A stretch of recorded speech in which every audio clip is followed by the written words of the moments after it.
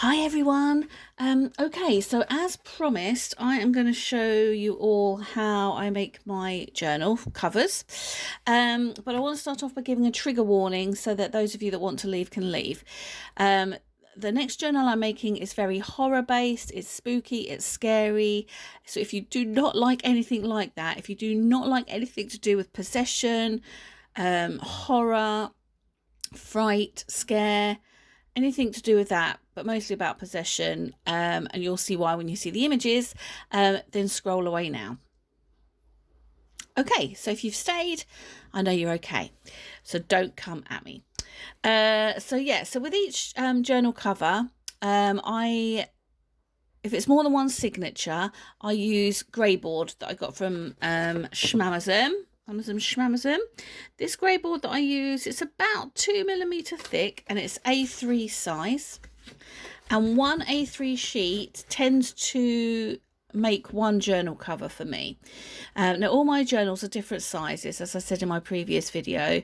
I've made long thin ones, short wide ones, and all sorts in between, because it depends on the papers that I'm using, the images that I like, etc, etc. So this is kind of like a sort of standard one that I'm going to be using. It's kind of around about an A5. I tend not to do many measurements. I tend to do most stuff by eye, which hasn't, I stress, yet let me down. So I get my grey board, and then what I do, scary image coming up, so like I say, I hope you've scrolled on, and then all I do is I just place it.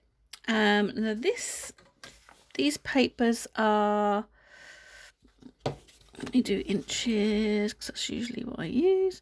So these papers are 8 inches by around about 5.5, 5 3/4 of an inch.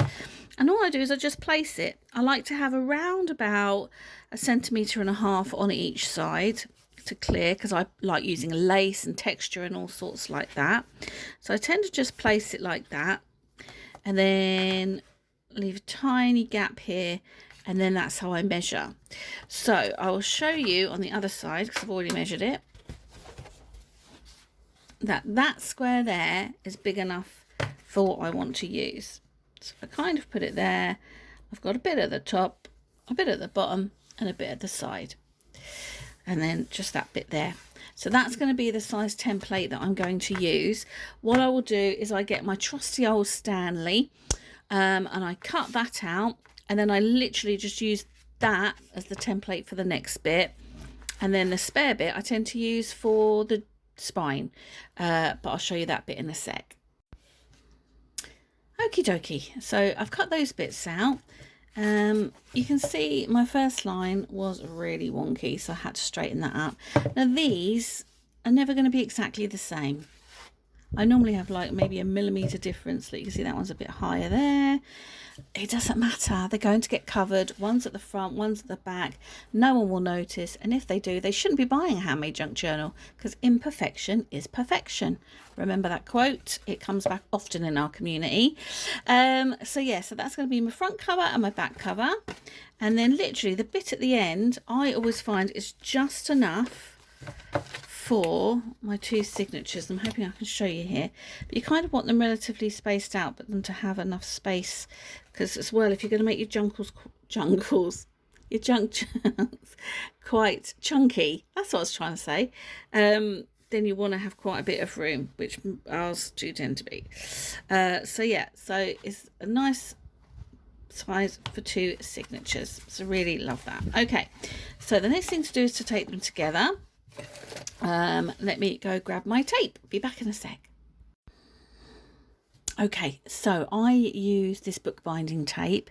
It's super sticky, it holds really well. It just is a bit of a pain when you are trying to stick things together, because it sticks to you like crazy.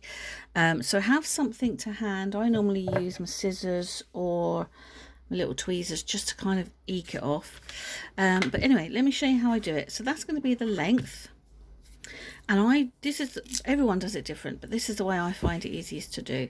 So, where's my scissors? Scissors. Oh, I use these ones. Okay, so I tend to find it easier to lay the tape down first, sticky side up. I can't speak today. Sticky side up, and then place the cardboard on the top, rather than do that, wrap it. I just find that tricky. So when you are junk journaling, you need to find the methods that work for you. Everyone does things differently. Okay. Oh no. There we go. Right. I'm going to cut that bit. Okay. Where's my tweezers? Sticky. Okay. So it needs to be just nice and straight. And then all you're going to do is you're going to get your bit of board.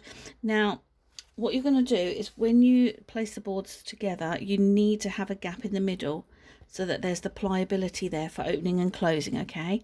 So it kind of wants to be just, there you go, see, things never go perfectly. Okay, let's try that again. Right. Oh, it doesn't matter if that bit's stuck in there. So just off center for both bits of cardboard, okay? So I'm going to go about there. Now, like I say, this stuff is super sticky, so once it's stuck, it's stuck. And then this bit, like I say, you want to leave about 1/2 centimetre. That's what I normally do. It doesn't matter if it's rough. It doesn't matter if it's slightly off centre. There you go. Can you see there? You've got a little gap there. And then just stick that down. Bring that over like so. Bring that over like so. And then what I do also is I then will also do that side just to give it double strength. There we go. This video literally could be mostly me getting the sticky tape off my hands, really. Oh, this bit's behaving itself a bit better. There we go. Come on now. Here we go. Right. So yeah, so like I say, all I do is just like that. Push it down. Bring that bit up. Bring that bit down. It doesn't matter if it's a bit bobbly. It's all going to be covered.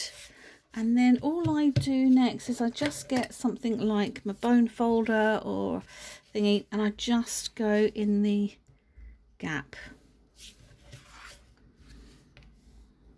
And then that gives it just that little bit of flexibility. Let me move you up a bit there.